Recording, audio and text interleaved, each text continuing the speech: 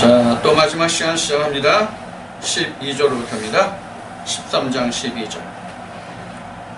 저희 발을 씻기신 후에, 제자들의 발을 씻기신 후에 옷을 입으시고, 옷을 벗고 씻으시고, 옷을 입으시고, 다시 앉아 저희에게 이르시되, 제자들에게만 이르시는 거예요. 내가 너희에게 행한 것을 너희가 아느냐? 이제 그 발 씻어 주신 것을 설명하시는 거예요. 너희가 나를 선생이라 또는 주라 하니 너희 말이 옳도다. 내가 그러하다. 내가 주와 또는 선생이 되어 너희 발을 씻겼으니 너희도 서로 발을 씻기는 것이 옳으니라.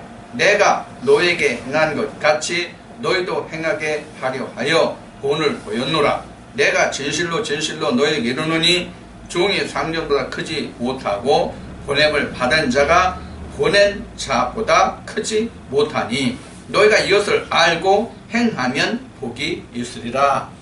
자, 이것은 이제 어떤 말씀을 여러분들이 상고하면 좋으냐면, 그 세베대 어머니가 자기 아들 둘을 데리고 와가지고 당신의 때가 되면, 그 나라가 이르면 하나는 오른편에 하나는 왼편에 앉혀달라고 요청을 한 적이 있죠.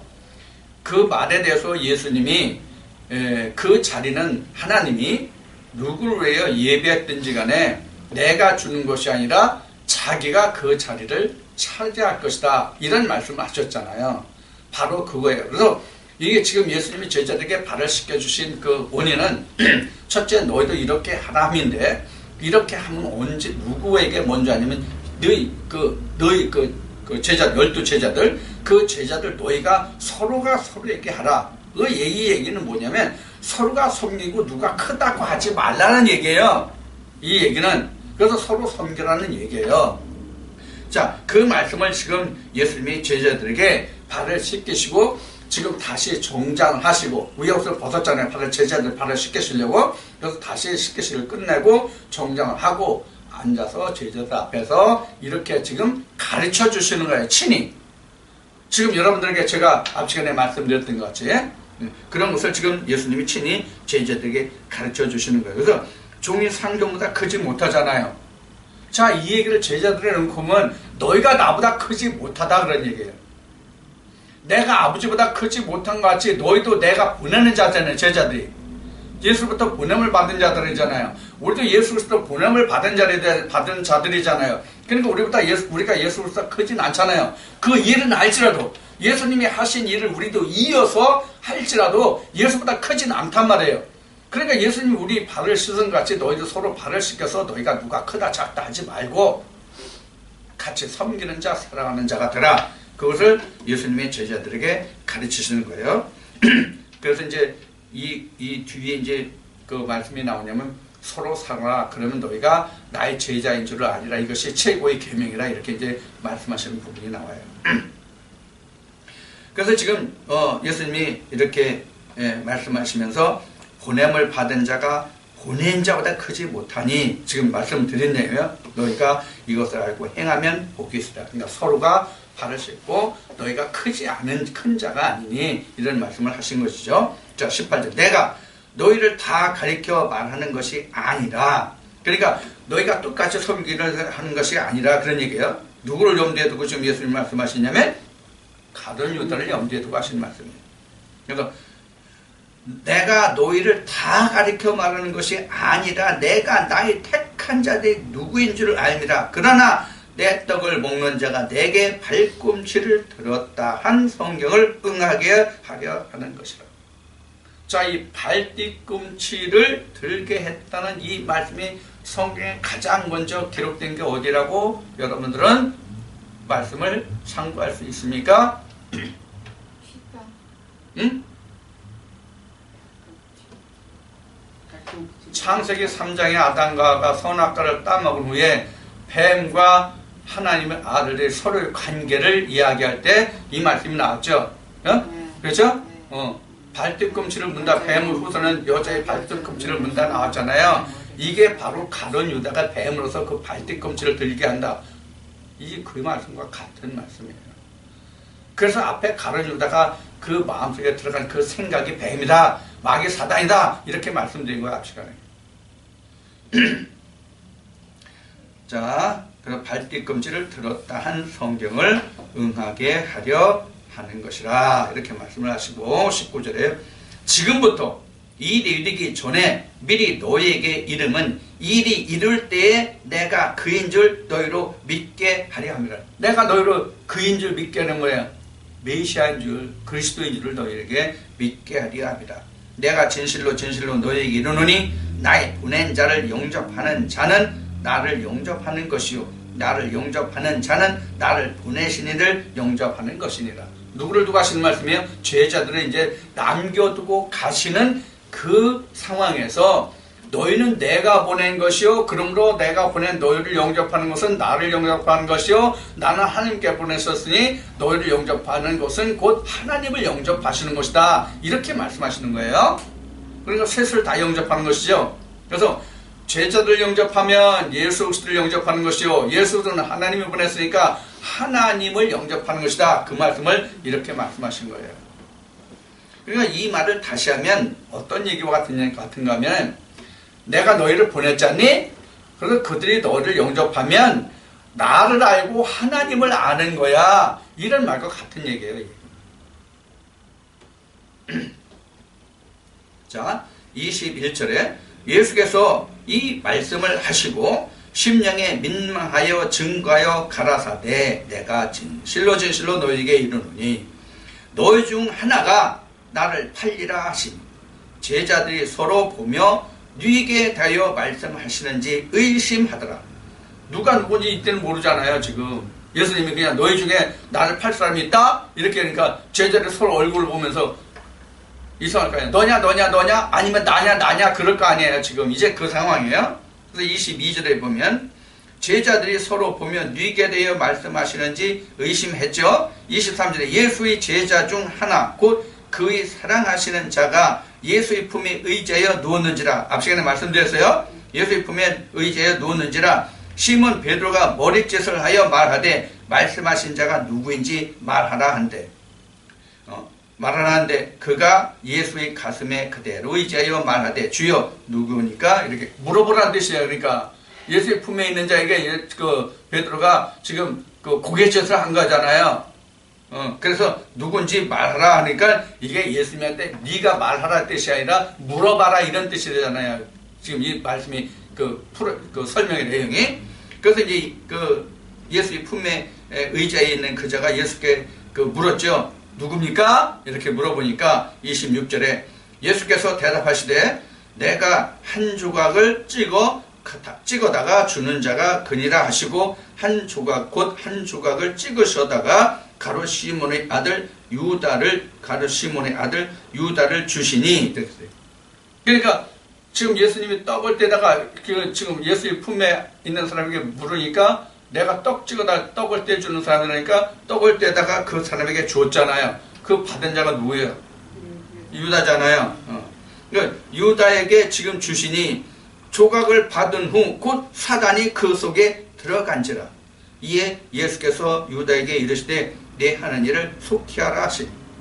자, 지금 앞에는 지금 가룟 유다에게 이미 예수를 팔 마귀 사단이 그 마음에 들어갔다고 지금 앞에 나왔잖아요. 네. 지금 13장 앞에. 네. 근데 여기서는 지금 어떻게 지금 설명하고 있어요? 예수님이 떡을 떼어서 그에게 주니까 사단이 들어갔다고 되어 있어요. 네. 그럼 이때는 앞에 상황과 어떻게 달라요?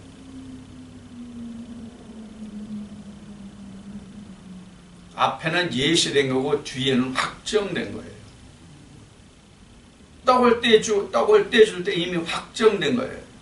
이미 사단이 그 들어갔죠? 그래서 사단이 그 속에 들어간지라. 이에 예수께서 유다에게 이르시되 내 하는 일을 속히 하라 하시니. 그럼 이 상황을 보면 지금 예수의 제자들이 떡을 떼다 주는 그 사람이라고 그랬으니까 지금 공간목에서 나왔어요. 이미 이런 말씀이. 떡을 떼다 주는 사람이 그러라 했으면 아니면 앞에 공간을 보면 내 떡에 손을 넣는 사람이다 이렇게 말씀도 나왔고요. 그러면 그 사람이 누군지 그 당시에 드러나 보이잖아요. 근데 제자들이 이를 알지 못했다고 지금 성경은 증거하고 있단 말이에요. 오늘 이 말씀에서 보자고요. 요한복음에서도 보자고요. 자, 28절 보자고요. 그래서 예수님이 내 하는 일을 속히 하라 이렇게 떡을 떼주면서 지금 유다에게 말씀하시잖아요. 그래서 28절에는 이렇게 그 말씀이 기록이 돼요. 이 말씀을 무슨 뜻으로 하셨는지 그 앉은 자 중에, 즉 제자들이에요. 앉은 자 중에 아는 이가 없고, 분명히 앞에서는 내가 떡을 떼어다 주는 자가 그라고 나를 팔자라고 말씀하셨으니까 제자들이 그걸 알아야 되는데, 무엇을 인해 가지고 제자들이 판단이 흐려졌냐면, 야, 너 하고자 하는 일을 빨리 해. 예수님이 이 말씀을 하신단 말이에요. 아무 말씀을 안 하셨으면 제자들이 금방 알았을 것 같아. 근데 예수님이 공교롭게 또 이 말씀을 하시잖아요. 야, 너 할 일이 뭐냐? 너 하고자 하는 일 빨리 해. 그러니까 그 뒤에 또 설명이 나와요. 29절부터 보면, 자, 어떤 이들은 유다가 돈깨를 맡았으므로, 그러니까 그 격리 담당이에요. 격리 담당이니까 돈을 맡은 자므로 명절에 우리 쓸 물건을 사라 하시는지, 6월절이니까 명절, 쓸 물건을 사라 하시는지, 혹 가난한 자들에게 무엇을 주라 하시는 줄로 생각하더라. 유다가 그 조각을 받고 곧 나가니 아침이더라. 응? 아침이죠? 저녁이더라. 밤이더라. 이렇게 됐어요. 앞에 밤이더라 할 때, 앞에 이미 말씀을 드렸어요. 이 제자들에게만 밤이 아니에요. 이 제자들 모두에게 밤이 아니에요. 여러분들 이해하실 때 그렇게 생각하셔야 돼요. 지금 가룟 유대에게만 나가니까 밤이에요. 예수를 떠나니까, 사단과 함께 예수를 떠나니까 가룟 유다는 밤이란 말이에요. 그래서 앞에 그 예수의 제자들에게 밤이 몇 번 왔느냐 물어봤죠? 앞에. 그래서 말씀을 드렸죠? 그래서 밤이 몇 번 왔다고 그랬어요? 2번 왔다고 그랬잖아요. 예수가 죽어서 무덤에 들어가신 때, 그 다음에 40일 동안 같이 하셨잖아요. 부활해서. 그리고 열흘 동안 있잖아요. 그 오순절 후에는 제자들과 항상 예수님이 함께 하셨잖아요. 그래서 뒤에 이런 말씀 하시는 거예요. 내가 이제 아버지께로 가는데, 응? 너희들은 잠시 나를 못 보지만 며칠 있으면 너희들은 나와 함께 하는데, 다른 이들은 나 있는 곳에 못 오고 나를 못 볼 거야. 이 말씀을 그래서 하시는 거예요. 오순절을 염두에 두고 예수님이 말씀하시는 거예요. 성령으로 다시 오실 것을 염두에 두고 말씀하시는 거거든요. 이게 뒤에 나와요, 이제 말씀에. 자, 이렇게 해서 지금 가룟 유다에게 밤이 왔어요. 가룟 유다에게 밤이 왔다는 것은 어떤 의미예요? 이미 그는 이미 죽음에 이르렀다.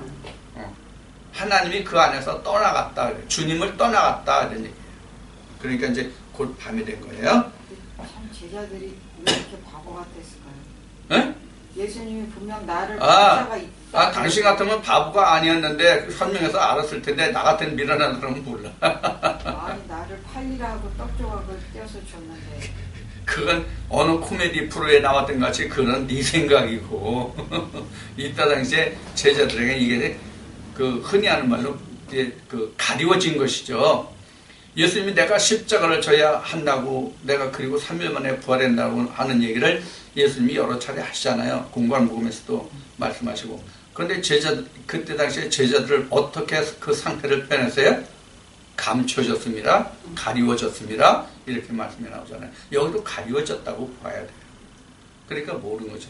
더구나 지금 예수님이 지금 방금도 말씀을 드렸듯이 예수님이 야, 네가 하고자 하는 일을 속히 해라. 이 말씀에 제자들이 흐렸단 말이에요. 그러니까 예수님이 떡을 떼어주는 자가 그 사람이라고 했는데, 그렇게 생각하려고 했는데 예수님이 떡을 떼어준다고 하고자 하는 일 빨리 해. 이러니까는 제자들 생각이 아리송해. 이런 이제 상황에 빠진 것이죠. 자, 그 다음에 31절부터 저가 나간 후에, 가룟 유다가 나간 후에 예수께서 가라사대 지금 인자가 영광을 얻었고 하나님도 인자를 인하여 영광을 얻으셨도다. 이 앞에 이제 그 영광이 나왔었죠.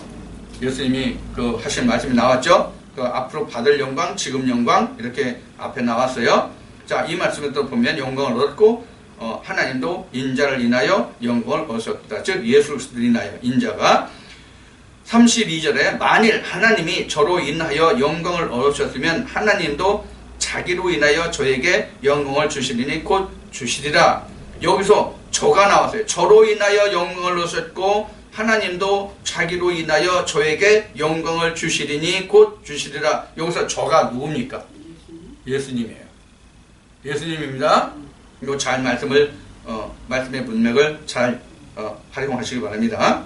그러면 33절에 소자들아 내가 아직 잠시 너희와 함께 있겠느라. 여기서 소자가 뭐예요? 제자들이에요. 그럼 여기서 성경에서 소자라는 뜻이 뭐예요? 소자가 이게 작은 자라는 뜻인데 예수가 인자잖아요. 예수가 인자면 인자의 씨들이 소자예요. 예수의 씨들이 소자라고 보시면 돼요. 그래서 사도행전은 그 자손 씨가 예수 그리스도라 이렇게 되어 있어요. 그러니까 우리가 이 교계에서 흔히 하는 말 중에 그 작은 예수라는 말을 하죠. 작은 예수라는 말들을 많이 하죠. 이 작은 예수라는 의미가 바로 소자라고 보시면 돼요. 그러니까 예수 그리스도가 인자요, 인자로부터 보냄을 받은 자들이 바로 소자예요. 그렇게 보시면 됩니다.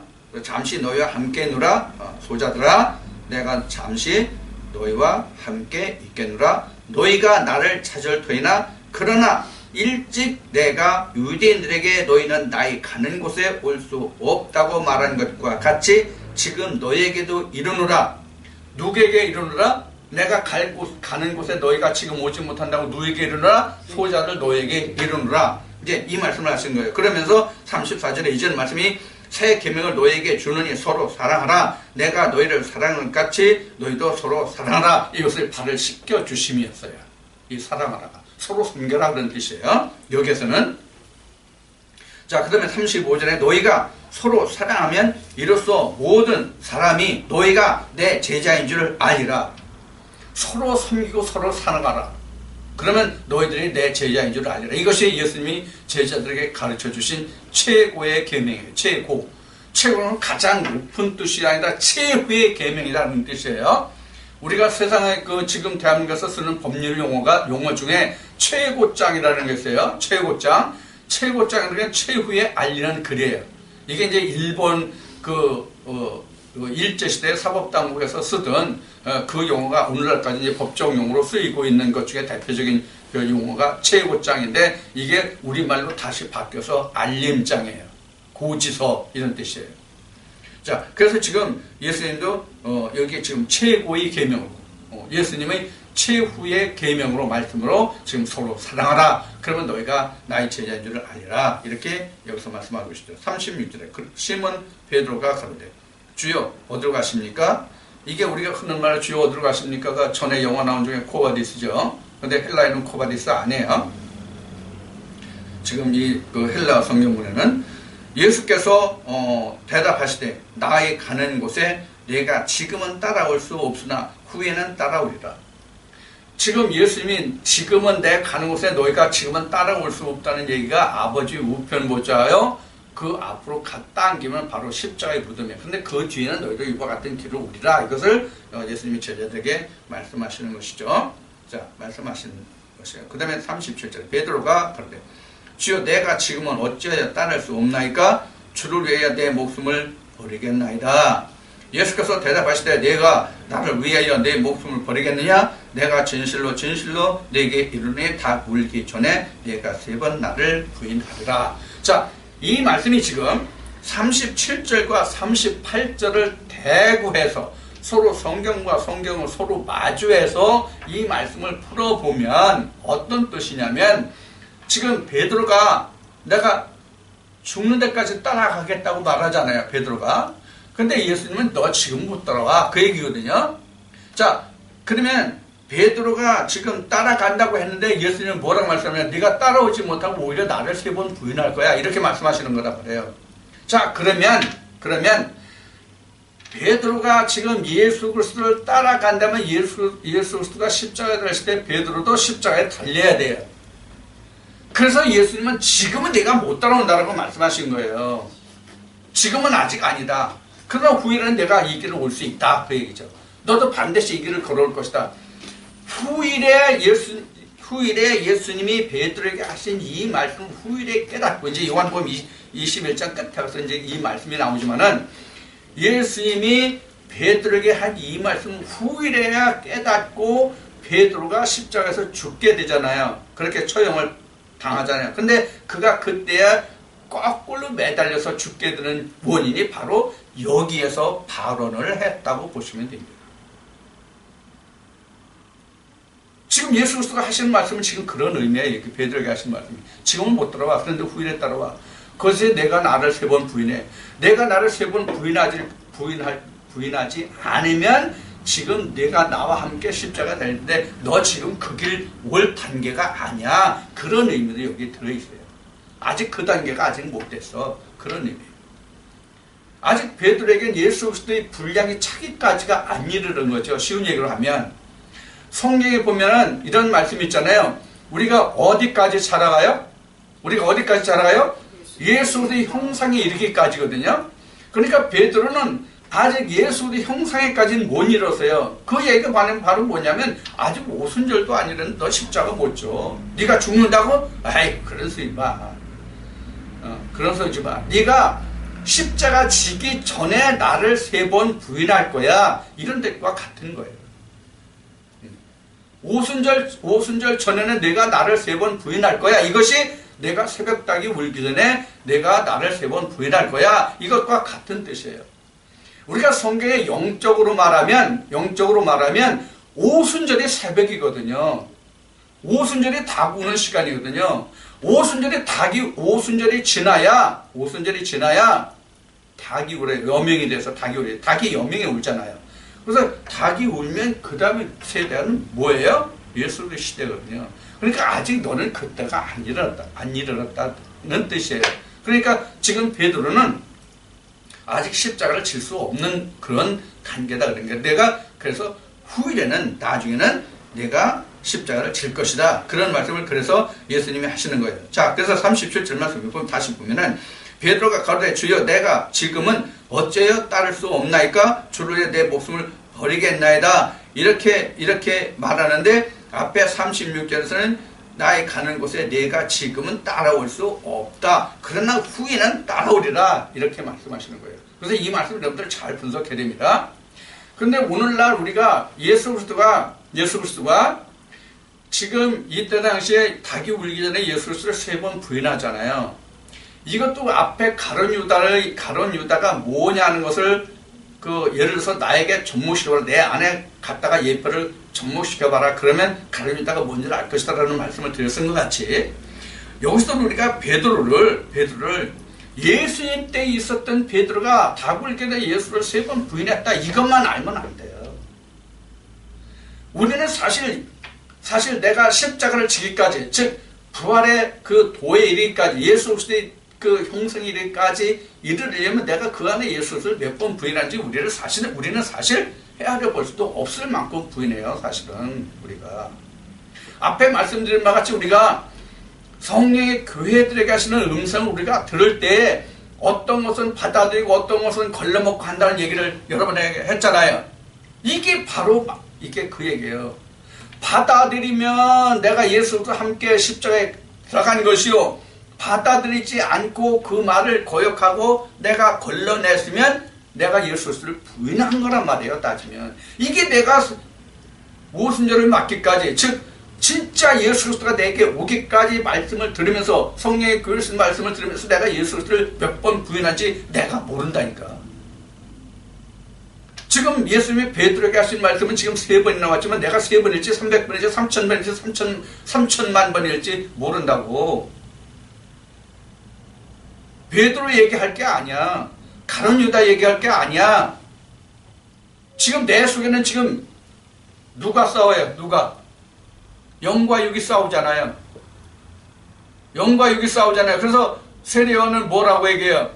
나는 쇠하고 그는 흥하여야 하잖아요. 그래서 내가 흥하면 예수가 망하는 것이요, 예수가 흥하면 내가 망하는데 실제로 내가 망하는 게 아니라 예수가 흥하면 내가 붙어서 내가 산 자가 되는 거잖아요. 그 예수님 지금 12장 13장에서 말씀하셨죠. 자기를 사랑하는 자는 망하는 것이라고 말씀하셨잖아요. 이게 그 말씀과 같은 말씀이란 말이에요 지금. 자, 그래서 지금 예수님이 지금 37장이란다. 13장 37절 38절에서 말씀하시는 지금 베드로에 관한 얘기는 지금 나에 관한 얘기예요.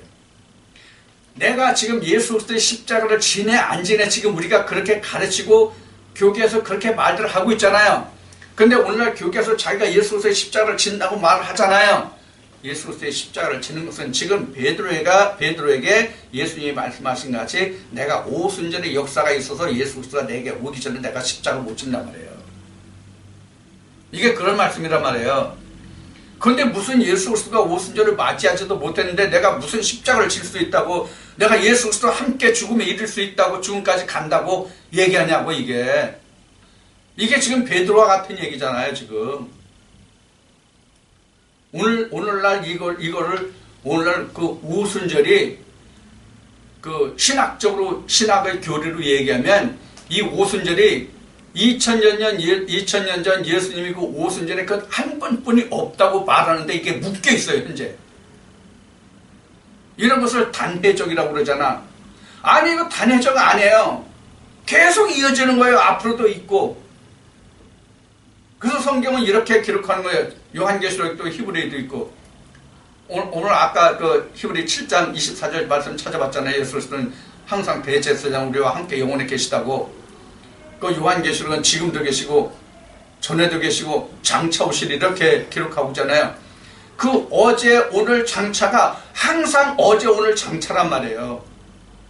예수님 그 사도 요한이 그 요한계시록을 기록할 때나 지금이나 다를 게 하나도 없다고요. 우리가 구약하는 구약 중에서 가장 오래된 성경이 창세기잖아요. 모세 5경 중에서 창세기잖아요. 가장 먼저 기록된 성경이라고 볼 수 있는 것이. 그런 창세 때에도 예수님은 어제도 계시고 오늘도 계시고 장차 오실이었고 지금도 그렇고 예수님 때도 그렇고 장차도 그렇고 그렇단 말이에요. 그래야 성경이 항상 오늘을 역사하시는 하나님이 된단 말이에요. 이 말도 무슨 말인지 좀 새겨들을 수 있는 그런 하나님의 지혜가 있어야 된단 말이죠. 자, 이렇게 해서 지금 예수님이 베드로에게 지금은 질 수 없고 후일에 질 수 있다. 그 대신 내가 지금 새벽닭이 울기 전에 새벽닭이 울기 전에 내가 나를 3번 부인하라. 이렇게 말씀하십니다. 그러니까 방금 말씀드렸듯이 내게도 오순절의 역사가 일어나서 오순절의 역사가 있어서 내가 예수 그리스도와 함께 있을 때만 내가 뭘 질 수 있어요?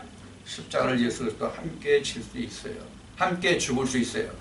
그 전에는 전부 뻥이야. 응? 뻥이야. 자, 이제 이렇게 해서 이제 13장을 마치고 14장으로 들어갑니다. 14장. 너희는 마음에 근심하지 말라.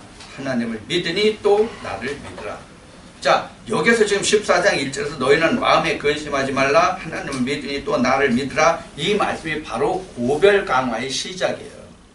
내가 이제 너희를 떠나는데 만찬을 통해서 예수님이 마지막 때가 이른 것을 제자들에게 고했잖아요. 그래서 여기서부터는 고별 강화. 야, 너희들 염려하고 근심하지 마. 이 얘기는 내가 너희들에게 있지 않을지라도 염려하고 근심하지 마. 너희가 하나님을 믿으니 나를 믿어. 지금 그 말씀이거든요. 너희는 마음에 근심하지 말라. 하나님을 믿으니 또 나를 믿으라. 내가 아버지 집에 거할 곳이 많도다. 그렇지 않으면 너희에게 일렀으리라. 내가 너희를 위하여 초소를 예비하러 가노니 가서 너희를 위하여 초소를 예비하면 내가 다시 와서 너희를 내게로 영접하여 나 있는 곳에 너희도 있게 하리라. 자, 이 지금 14장 1절부터 3절까지 이른 이 말씀을 완전히 이 말씀을 이해하고 깨달으려면 어떤 말씀이 필요하냐면 고린도전서 15장 예수 그리스도의 부활, 거기에 붙은 자, 그 다음에 그 모든 정사와 관사를 하나님께 드릴 때, 바칠 때 이 말씀을 풀어야 이 말씀이 이해가 돼요. 그렇지 않으면 이 말씀이 이해가 안 돼요.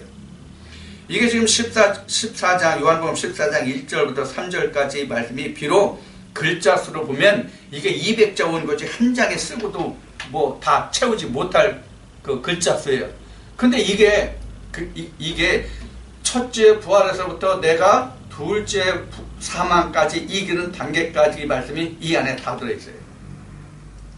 자, 이것을 좀 잠깐 보면은 지금 예수님이 말씀하시기를 1절에 보면 하나님을 믿으니 나를 믿으라는 말씀이잖아요. 그러니까 너희가 근심하고 걱정하지 말라고 지금 일단 제자들에게 위로를 해주시는 부분이거든요. 1절에서. 그러시면서 이제 2절에서 말씀이 이르시는 내 아버지 집에 거할 곳이 많다. 이게 내가 아버지 집으로 간다의 예시예요. 내 아버지 집에 쉴 곳이 많다. 많은데 그렇지 않으면 너에게 일렀으리라. 내가 너희를 위하여 처소를 예비하러 가노니. 뭘 예배하러 가요? 처소를 예배하러 간다. 처소를 예배하러 간다. 이 말씀을 우리가 마태복음 6장에 보면 그 하늘에서 뜻이 이루어진 것 같이 땅에서도 이루어진다는 말씀이 있잖아요. 그래서 하늘에서 그 뜻이 이루는 것을 내가 이루려 간다는 말씀과도 같은 말씀이에요. 같이 통하는 말씀이에요. 그래서 아버지 집에 만약에 너의 거처가 아버지 집에 거처가 많은데 만약에 내가 가서 너희가 거할 처소가 없으면 그 처소를 예비하고 내가 너에게 다시 온다 그 얘기거든요. 그러면 지금 예수의 처할 고소는 어디예요? 위의 물이거든요. 위의 물. 예수의 원래 처할 고소는 위의 물인데 그가 하나님으로부터 보내받아서 아래 물로 왔잖아요. 땅으로 왔잖아요. 그래서 땅에서 다시 위의 물로, 즉 아래 물에서 위의 물로 가는 것이 내가 아버지께로 간다거든요. 그래서 내가 아버지께로 가서 너희도 위의 물로 갈 수 있는 너희 거할 처소를 가서 예비해서 거기서 준비하면 내가 너에게 다시 오겠다. 이렇게 말씀하시는 것이네요. 그러면 예수님이 말씀하신 이 위의 물이 어디예요? 우리 영이잖아요. 우리 영. 그럼 예수님이 이 말씀에서 지금 내가 너희 있어야 할 곳이 예비되면 내게로 내가 다시 오겠다는 뜻은 어떤 뜻이냐면 우리 마음속에 예수 그리스도의 처소가 준비되면 내가 다시 오겠다 이 말씀과 같은 거예요. 그래서 고린도서 15장에 그 예수 그리스도의 부활과 거기에 붙은 자를 말씀을 드리는 거예요. 예수님이 그냥 오시는 게 아니잖아요. 예수님이 그냥 오시는 게 아니에요. 우리가 이미 공부한 마태복음의 말씀으로 보면 모든 선지와 율법 시대를 다 끝난 자에게 예수 그리스도가 오잖아요. 예수 그리스도의 시대가 오잖아요. 그게 지금 요한복음 14장 1, 2, 3절에서 증거하신 이 말씀이에요. 그러니까 예수님이 누구에게 오느냐 하는 얘기예요. 예수님이 다시 오시느냐? 무엇으로? 이제 이 뒤에 이제 성령을 말씀하실 텐데 성령으로 예수님이 누구에게 오셔서 그 예수님이 계시는 처소, 즉 내가 들어갈 처소를 준비하고 예배하느냐, 이것을 우리가 이 말씀에서 봐야 한다 그 말이에요. 그래서 요한계시를 한다. 그 지금 말씀드린 고린도서 15장을 지금 말씀드리는 거예요. 이 말씀을 하자면 또 길어지기 때문에 지금 이 정도로만 지금 설명을 드릴게요. 고린도전서 가서 또 다시 이 말씀을 나눌 거니까. 그런데 우리가 여기서 중요한 것은 뭐냐면 이거예요. 지금 믿는 사람들이 대부분이 천국 가는 것이 그것이 내가 갈 예비된 처소 그 하나님 나라 천국이라고 얘기하고 그렇게 믿고 있잖아요. 그런데 이 말씀이 본문적으로 와서 내가 그 너희의 처소를 예비한 내가 다시 너에게로 와서 내게 너를 영접한다 이 말씀만을 놓고 본문 이 말씀만을 놓고 나는 가만히 있어도 내가 그저 믿는다고만 하면 예수님이 이렇게 말씀하셨으니까 예수님이 그 처소에 나를 데려가는 곳으로 그렇게 알고 가르치고 있기 때문에 이게 큰 문제란 말이에요.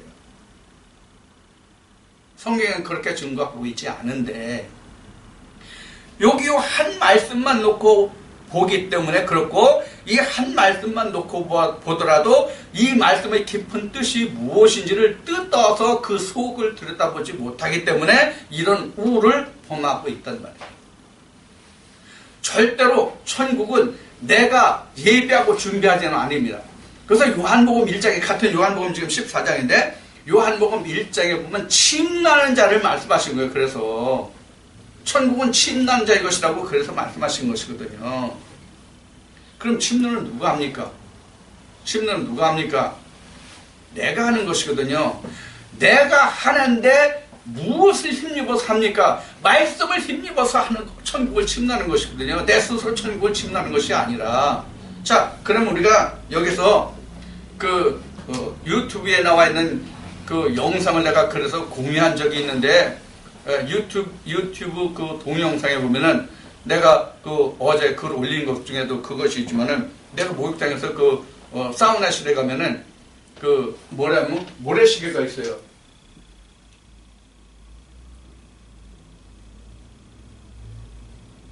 이렇게 모래가 쌓여 있잖아요. 그럼 모래가 이렇게 하나씩 떨어가지고 여기 이렇게 쌓여 올라가잖아요. 이렇게. 자, 그러면 요것을 우리가 뭐로 볼 수 있냐면 믿음의 길로 볼 수 있어요. 믿음의 길로 지금 이렇게 넓은 길로 가잖아요. 다들 처음에 시작이. 넓은 길로 가는데 요 좁은 길로 통과한 사람만 뭐로 가요? 생명으로 가요. 이게 그래서 좁은 길이에요. 자, 그래서 우리가 이것을 이해 못하면 뭐로 보냐면 나의 출생으로 보면 된단 말이에요. 이게 그래서 여러분들에게 말씀드리는 게 뭐냐면 생리적인 현상, 내가 태어나는 그 생리적인 현상을 그래서 말씀드리는 거예요. 음란패수를 얘기하려고 하는 것이 아니라. 자, 여자가 있어요. 이렇게 있어요. 그러면은 여기가 질이잖아요. 그럼 나라는 최초의 시작이 아버지 몸에서 시작해가지고, 즉 하나님으로부터 시작해가지고 어디론가 여자의 질수가 하잖아요. 그 씨가 질수가 떨어진다면 지금 나로 얘기하면 2억 내지 3억 중에 지금 내가 1등한 자잖아. 2억 내지 3억 중에 내가 1등한 자거든. 그러면 수많은 말씀이 내게 떨어져요. 내 마음밭에 떨어진다면 이게 마음이라면 이게 진이라는 것이 나로 보면 사람으로는 마음, 즉 혼에 하나님의 말씀이 떨어진다고. 혼의 말씀이 떨어지면 내가 아버지로부터 어머니 질에 들어가면 이 질에서부터 자기 스스로 가잖아요. 그럼 이 씨는 비록 나지만은 이 씨를 준 자가 누구요? 아버지잖아. 그러니까 아버지로 인해서, 즉 말씀으로 인해서 내가 지금 여기가 천국이잖아요. 이 천국에 도달할 수 있단 말이에요. 그러면은 질에 떨어진, 즉 내 마음밭에 떨어진 그 씨가 그 자리에서 그냥 썩어서 잉태하는 게 아니잖아요. 이렇게 가야 되잖아요. 자궁까지. 사람으로는 자궁이잖아요. 자궁까지 가야 되잖아요. 그 자궁까지 가야 내가 여기서 뭘 일으켜? 핵분열. 세포분열이죠. 세포분열을 통해서 여기서 생명이 잉태되는 걸로 말이에요. 이게 썩는다는 얘기란 말이에요. 그런데 지금 이 질에서 자궁까지 들어가는 천국까지 가는 길에 이스라엘 백성들은 이게 뭐예요? 광야길이잖아요. 이스라엘 백성들은 광야길이잖아요. 이 광야가 그냥 있냐고요? 성경에 보면 여기에 뭐예요? 여기에 뭐가 있어요? 전갈, 그 나르는 뱀, 이런 것들이 있잖아요. 이런 것들을 다 피해야 되잖아요. 실제 내가 어머니 그 몸속에 들어가서 자궁까지 들어가기가 그 길이 그냥 내가 순탄하게 갈 수 있는 길이에요? 이 산도는 이 씨들이 들어갈 때 그 씨들을 죽게 하는 그런 성분이 들어있단 말이에요. 그 죽음을 내가 통과해야 나라는 한 사람이 자궁에 들어가서 잉태돼서 분열을 일으키면서 나라는 것으로 다시 태어나는 것이잖아요. 이거 똑같아요. 그래서 이스라엘 백성들은 이게 광야란 말이에요. 여기는 애굽이란 말이에요. 애굽. 지금 나도 마음에서 애굽에서 출발해서 이 광야를 거쳐서 지금 자궁에 천국에 들어가는 이 똑같은 길을 우리가 이해해야 말이에요. 지금 1절에서부터 14장 1절에서 3절이 지금 이 말씀이에요. 이 말씀이라고요. 지금 여기에서 씨가 떨어져서 광야를 거치는 것이 지금 1차예요. 이게 1차. 여기가 2차고. 그럼 3차는 뭐예요? 다시 태어나는 거예요. 이게. 여기가 거듭남이잖아요. 다시 내가 태상에 태어나면 거듭남이잖아요. 첫째로 남은 여기 사실은 여기 자궁이고요. 이런 과정을 우리가 똑같이 거쳐야 내가 어디로 가요? 여기가 거듭남이 돼야 안식에 들어가는 거예요. 내가. 응? 이 말씀하시 이게 예비된 촉수란 말이에요. 이거 우리도 똑같잖아요. 그래서 우리도 지금 내가 여기에서 그냥 죽으면 3일까지 살 수 있어. 최대가. 그래서 내가 이 3일 안에 여기까지 들어가야 돼. 성경은 똑같아. 3일길. 요한복음 14장 1절부터 3절에서 지금 이 말씀을 풀어볼 수 있어야 여기서 생명이 나와요. 이 말씀을 풀어보지 못하면 여기서 생명이 나오지 않습니다. 자, 14장 1절부터 3절까지는 요 정도만 말씀을 드리겠습니다. 이제 말씀을 많이 들으신 분들은 이 말씀이 무엇을 의미하는지 그 속 말씀을 여러분들이 이해하실 수 있을 겁니다. 그래서 이러한 내용을 알면 마음에 근심이 안 돼요. 그래서 뒤에 예수님이 말씀하시기를 너희가 이런 모든 것을 알았다면 내가 아버지께로 가는 것을 너희가 기뻐하였으리라 이렇게 나오거든요. 아버지께로 가지 않으면 내게 뭐가 없어요? 영생이 없어요. 그것을 모르면, 그것을 깨닫지 못하면 그것이 바로 1절에서 3절까지 말씀입니다. 4절은 내가 가는 곳에 그 길을 너희가 알리라. 도마가 가로되 주여 어디로 가시는지 우리가 알지 못하거늘 그 길을 어찌 알겠습니까? 이때는 이게 도마 얘기가 맞아요. 아직 제자들이 몰라요. 주께서 가시는 길이 뭔지를 몰라요. 지금 이 말이 맞아요. 그러니까 도마가 물어보는 말이 맞아요. 어떻게 우리가 압니까? 이에 대해서 예수님이 말씀하십니다. 6절에 예수께서 가르치되 내가 곧 길이요 진리요 생명이니 나로 말미암지 않고는 아버지께로 올 자가 없느니라. 자, 그러면 지금 예수님이 내 가는 곳을 지금 뭐라고 말씀하시는 거예요? 아버지께로 가는 것이 지금 내가 갈 곳이다. 그런 갈 길이다. 그런 얘기예요. 4절에 이러시면 내 가는 곳에 그 길을 너희가 알리라.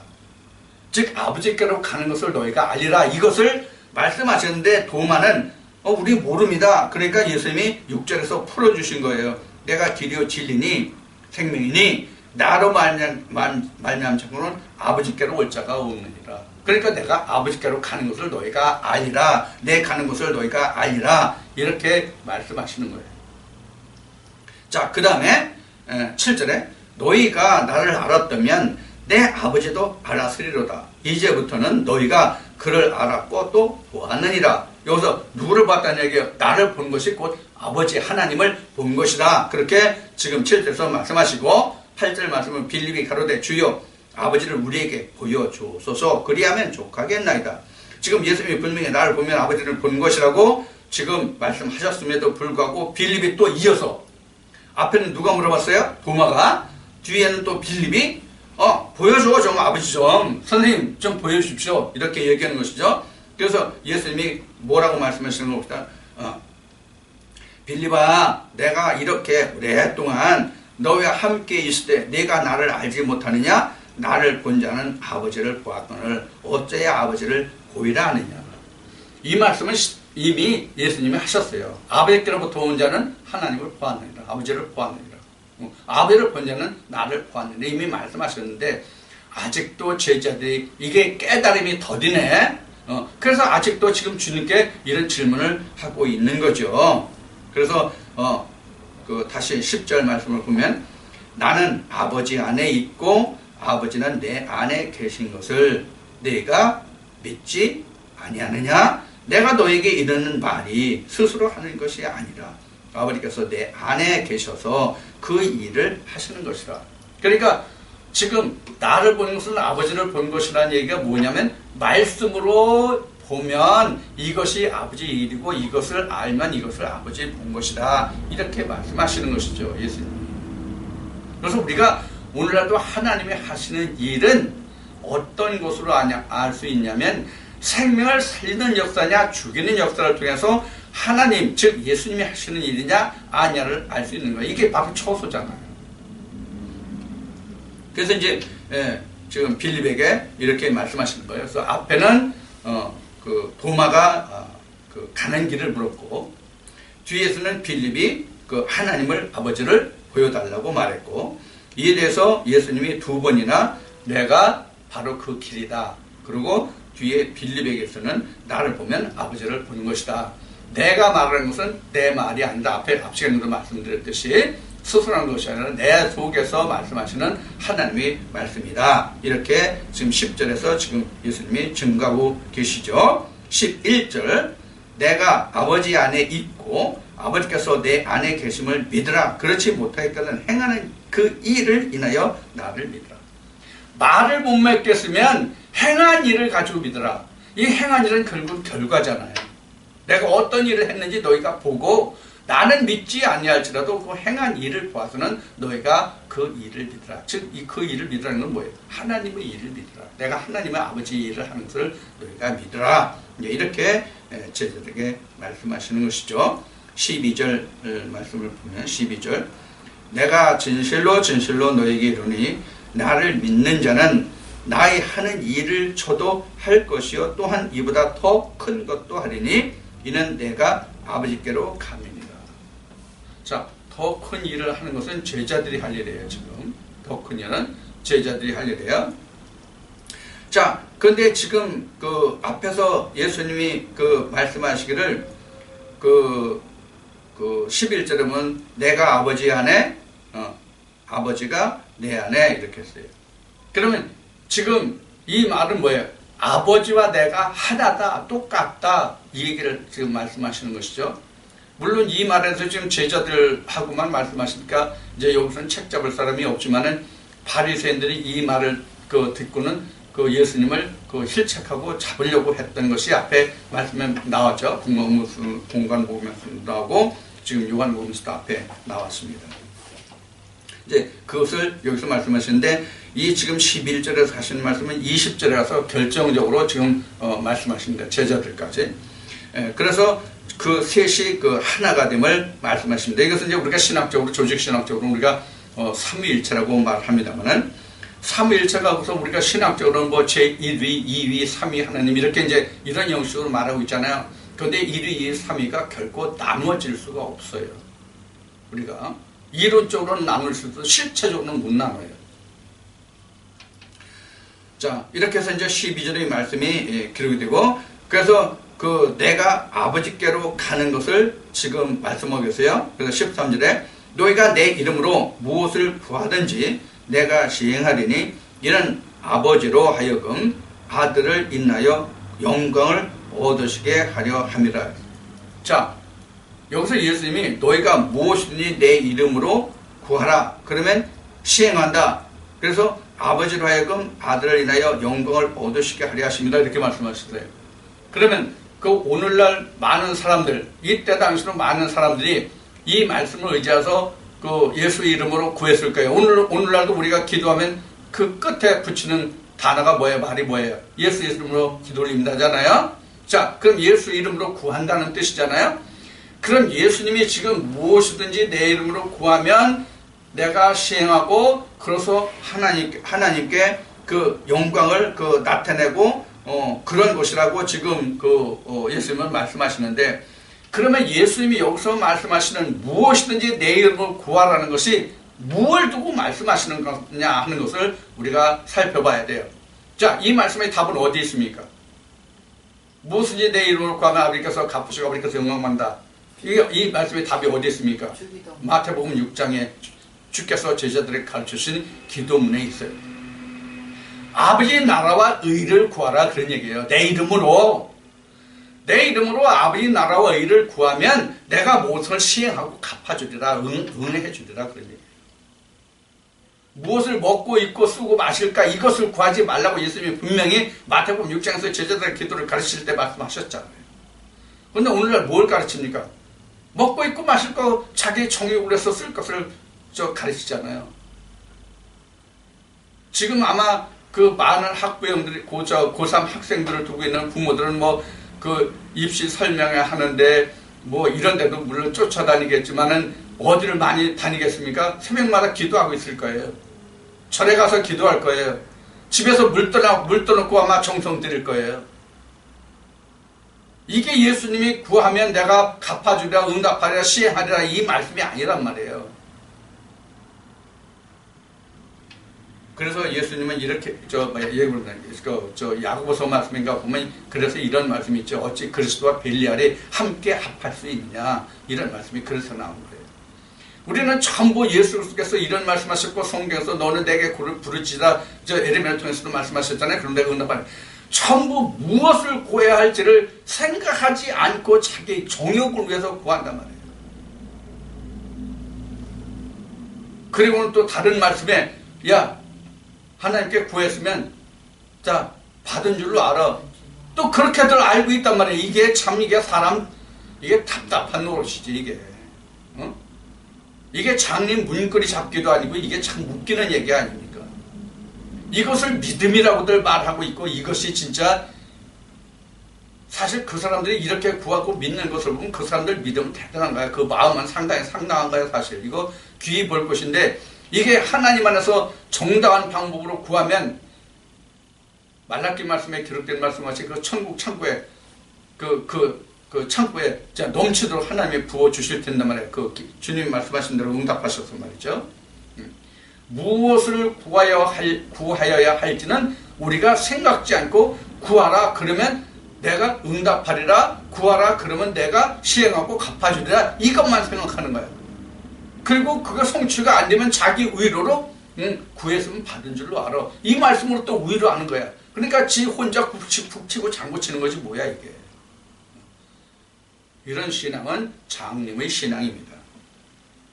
자, 그래서 지금 예수님이 이렇게 말씀하시고 14절 보면 내 이름으로 무엇든지 구하면 내가 시행하리라. 너희가 나를 사랑하면 나의 계명을 지키리라. 내가 아버지께 구하게 했으니 그가 또 다른 보혜사를 너희에게 주사 영원토록 너희와 함께 있게 하시리니 저는 진리의 영이라. 세상은 능히 저를 받지 못하나니 이는 저를 보지도 못하고 알지도 못함이라. 그러나 너희는 저를 아나니 저는 너희와 함께 거하시며 또 너희 속에 계시겠습니다. 아멘. 지금 16절부터는 14장 16절부터는 그 다음 주에 이 말씀을 이어서 설명을 드리도록 하겠습니다.